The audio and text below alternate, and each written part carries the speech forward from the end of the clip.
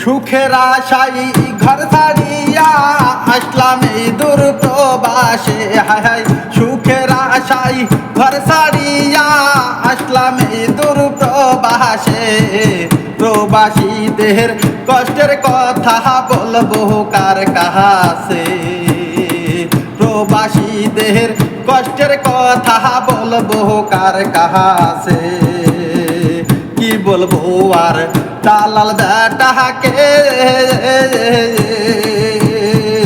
টাকার নেশায় পয়রা দালাল সাপলায়ে দিছে।